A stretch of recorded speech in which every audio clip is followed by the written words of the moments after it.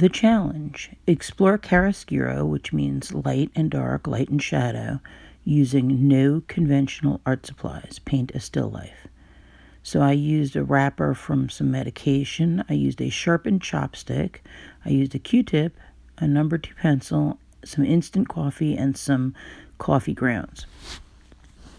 Now, there's several things you need to do in order to be effective with chiaroscuro. One of them is to start out by painting only the shadows.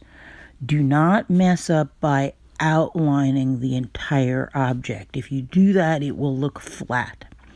So start out by, I used my chopstick to outline only the shadows, and then to pull out the shadows using curved lines if something was round and straight lines if something was flat.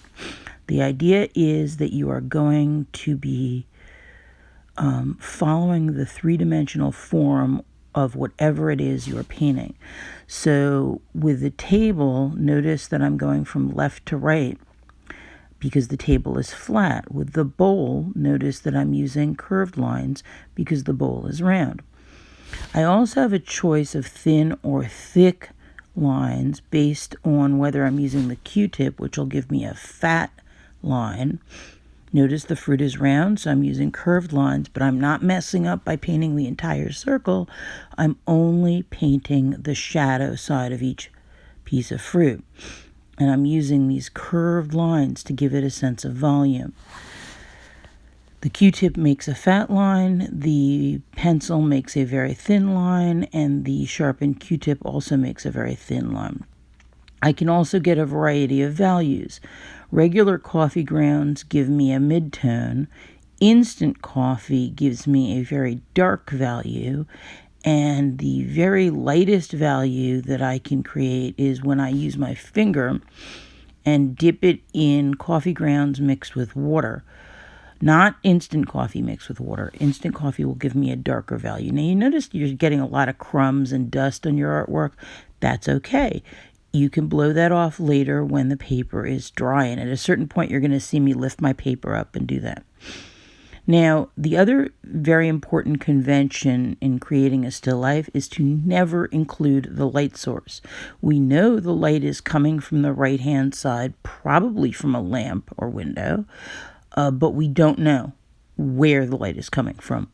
We know where the light is coming from, but we don't know what the light source looks like. Never, ever mess up by drawing a corner sun in a picture to indicate the light source. The idea is that you should be creating a picture where everybody can enjoy the light streaming in without actually having to look at the light. So the other thing that's very important is making sure that your light source is consistent. So I'm only putting shadows on the left-hand side of every object. I'm not messing up by accidentally putting a shadow on the right-hand side of anything. If I accidentally put a shadow on the right-hand side of anything, it's going to, again, make the picture look flat, kind of like a coloring book picture, and we don't want that.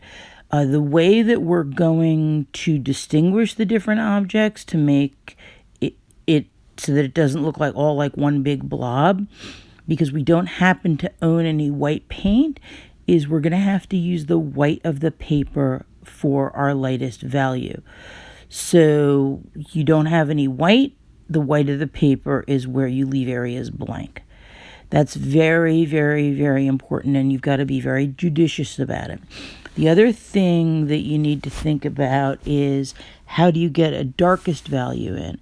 And the way that I managed that was I shaded an area with pencil and then went over that area using instant coffee. That mixture of the graphite from the pencil and the instant coffee gave me my very darkest value. So as you can see, it's a tiny little painting. And all I used was a pencil, a sharpened chopstick, and a Q-tip and my finger. And I was actually able to create art with no conventional art supplies. If I can do it, so can you.